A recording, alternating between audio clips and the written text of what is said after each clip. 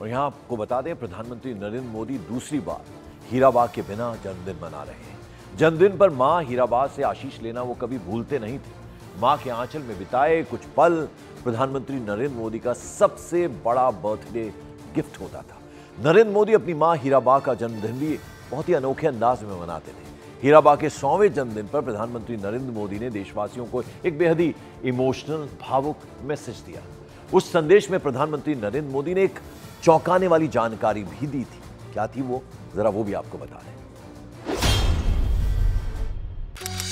18 जून 2022, गांधीनगर, गुजरात।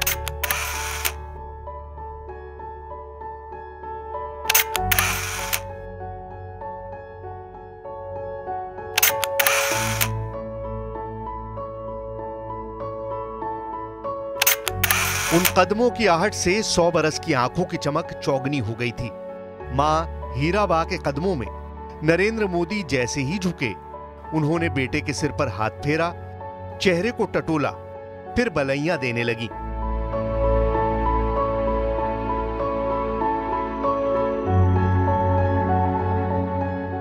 मोदी ने मां के चरण अमृत को नयनों में संजोया, आराध्य की पूजा की, फिर इत्मीनान से दोनों ने बातें की। मां से यह भेंट पीएम के लिए विशेष थी, इतनी विशेष कि उन्होंने उनकी पूरी जीवन यात्रा का संक्षिप्त वृतांत लिख दिया, जिसमें हीराबा के त्याग, तप और ममतव की अनमोल यादों को एक माला की तरह पिरोया। 18 जून 2022 को यह ब्लॉग पीएम मोदी ने लिखा। मां, यह सिर्फ एक शब्द नहीं है, जीवन की ये वो भावना होती है जिसमें स्नेह, धैर्य, विश्वास, कितना कुछ समाया होता है।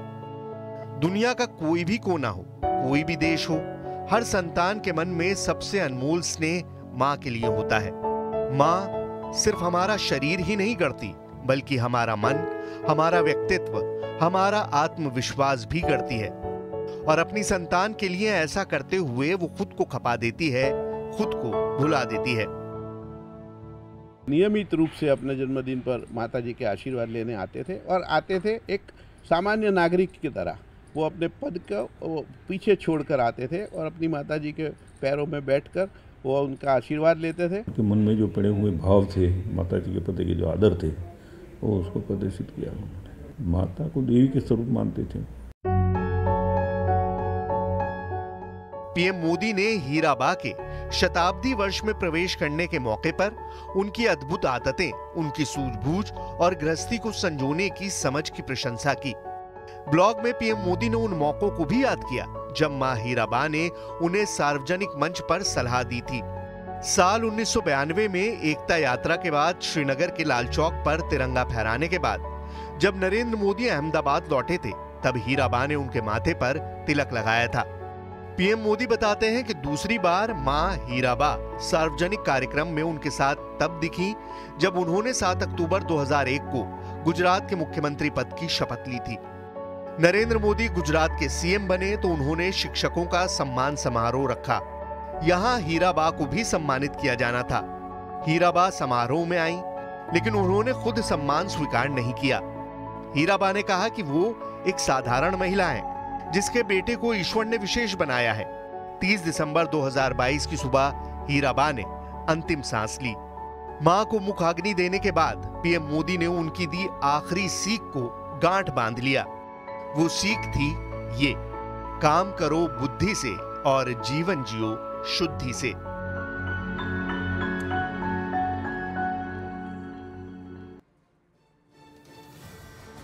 और ऐसे वक्त में जब नेताओं का अपने मुल्क में एक बार मिली सत्ता को बचाए रखना मुश्किल है, नरेंद्र मोदी दुनिया भर में लोकप्रियता का पैमाना नापने वाली सभी एजेंसीज में टॉप पर बने हुए हैं। मोदी का मीटर हर गणना के साथ नई ऊंचाइयों को छू रहा है। तीसरी बार प्रधानमंत्री बनने के बाद मोदी की पारी को सभी एजेंसियों ने ऐतिहासिक, हिस्टोरिक करार दिया है। आसमान में सिर उठाकर, आसमान में सिर उठाकर घने बादलों को चीर कर रोशनी का संकल्प ले, अभी तो सूरज उगा है।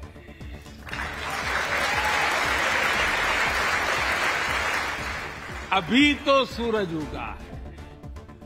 दृढ़ निश्चय के साथ चलकर, दृढ़ निश्चय के साथ चलकर, हर मुश्किल को पार कर घोर अंधेरे को मिटाते, घोर अंधेरे को मिटाने अभी तो सूरज उगा है। Thank you.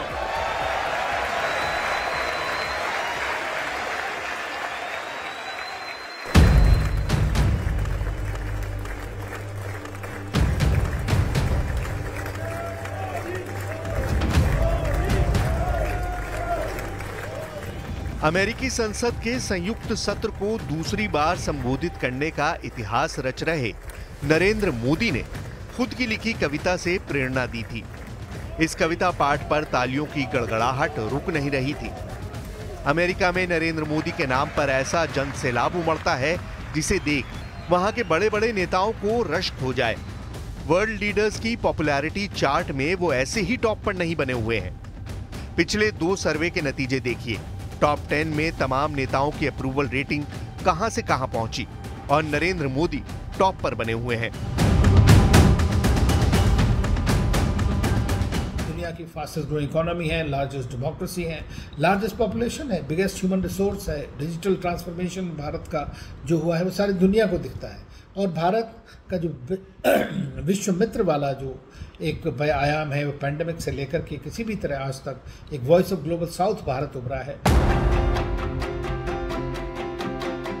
जिसका इतना नाम है उनके नाम उतने ही सम्मान भी हैं। 6 जुलाई 2024 मॉस्को, रूस। 5 साल पहले जिस सम्मान का ऐलान हुआ था, पुतिन ने पीएम मोदी को उसी order of saint Andrew the apostle की माला पहनाई, जिसके साथ नरेंद्र मोदी के नाम पर 14 देशों के सर्वोच्च सम्मान जड़ दिए गए। जिन 14 देशों ने पीएम मोदी को अपने सर्वोच्च सम्मान दिए, उनके नाम चौंकाने वाले हैं। कुछ नाम तो ऐसे हैं जिन्हें जान भारत के दुश्मनों को यकीन नहीं होता। 3 अप्रैल 2016 को सऊदी अरब ने पीएम मोदी को सर्वोच्च सम्मान ऑर्डर ऑफ अब्दुल अजीज से सम्मानित किया। 4 जून 2016 को अफगानिस्तान ने मोदी को स्टेट ऑर्डर ऑफ गाजी अमीर अमानुल्लाह खान सम्मान से नवाजा। 10 फरवरी 2018 को फिलिस्तीन ने order of the state of Palestine award दिया। 8 जून 2019 को मालदीव ने order of the distinguished rule of Izzuddin सम्मान सौंपा। 24 अगस्त 2019 को संयुक्त अरब अमीरात ने पीएम मोदी को ऑर्डर ऑफ जायद सम्मान दिया। इसी रोज बहरीन ने भी पीएम मोदी को king Hamid order of the renaissance दिया। अगले साल 21 दिसंबर 2020 को अमेरिका ने पीएम मोदी के नाम लीजियन ऑफ मेरिट सम्मान किया। ये लिस्ट साल दर साल बढ़ती रही। फिजी से फ्रांस तक, ग्रीस से भूटान तक पीएम मोदी को अपना सर्वोच्च सम्मान सौंप चुके हैं। ये मान और सम्मान मोदी की नीतियों का है, विश्व बिरादरी में उनके बुलंद फैसले का है। नरेंद्र मोदी जोखिम उठाने से कभी हिचकते नहीं। निडर लीडर के इसी स्टाइल ने उन्हें सबसे लोकप्रिय स्टेट्समैन बनाया है।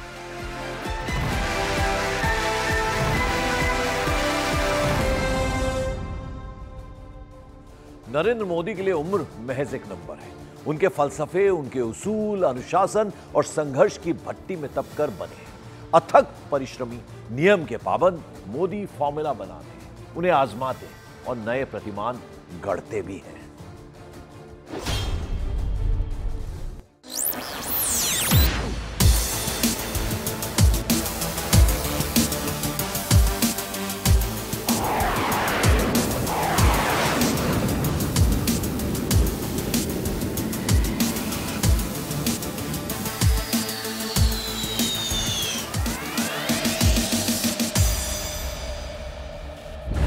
दशमलव 6 मैक की रफ्तार, 45 मिनट तक उड़ान। जब पीएम मोदी ने थामी तेजस की कमान, आसमान में तूफान की तरह उड़ान भरने वाले जंगी जेट में उड़ान भरना आसान नहीं, वो भी उम्र के उस पड़ाव में जब लोग बिस्तर थाम लेते हैं। लेकिन नरेंद्र मोदी ने जब तेजस में उड़ान भरने का इरादा किया तो उनका लुक देखते ही बना। 25 नवंबर 2023 की इस तस्वीर में नरेंद्र मोदी का लुक आसमानी योद्धाओं जैसा था। बेंगलुरु में स्वदेशी तेजस लड़ाकू विमान में 45 मिनट तक पीएम ने उड़ान भरी थी।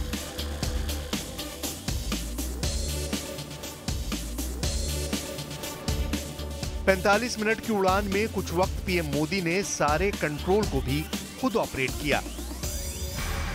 जंगी जेट की सवारी करते हुए पीएम के चेहरे पर आत्मविश्वास की जो झलक दिखी वो अद्भुत थी। आसमान में उनके थम्स अप ने वायुवीरों के हौसलों को भी बुलंद किया। सेनाओं की हौसला अफजाई के लिए पीएम मोदी जंगी जेट ही नहीं, टैंक भी दौड़ा चुके हैं।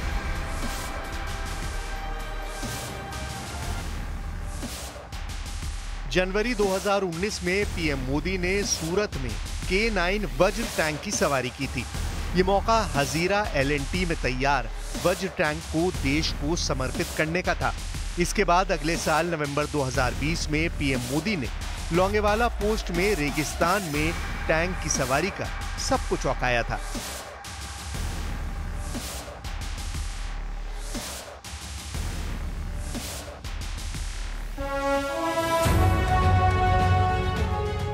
दिवाली के दिन नरेंद्र मोदी सेना के बीच पहुंचे थे।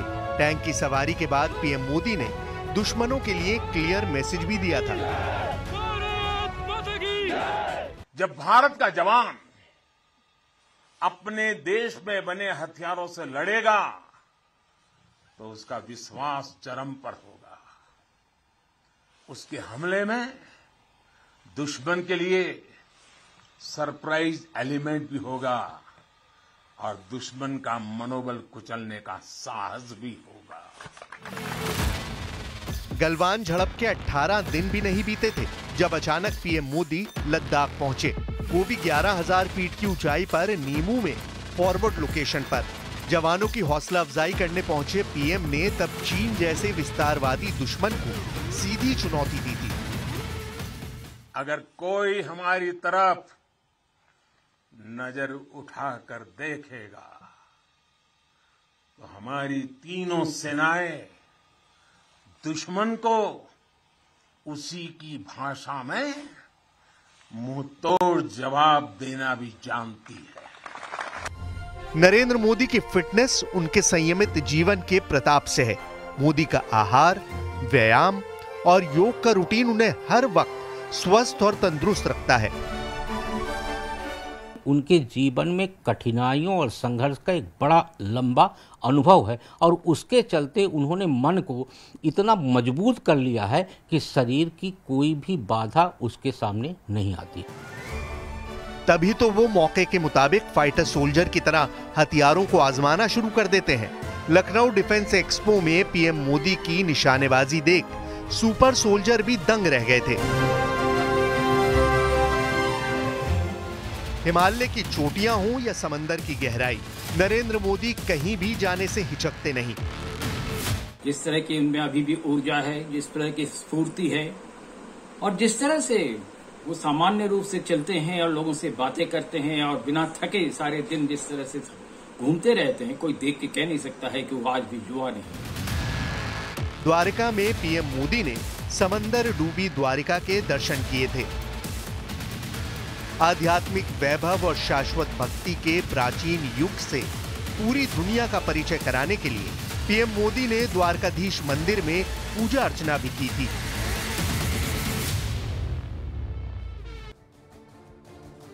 प्रधानमंत्री नरेंद्र मोदी ने अपने कार्यकाल में देश के हित में कई फैसले लिए। विदेशों में भी भारत का डंका बज रहा है और इस वक्त भारत वैश्विक विकास में 16% का हिस्सेदार है।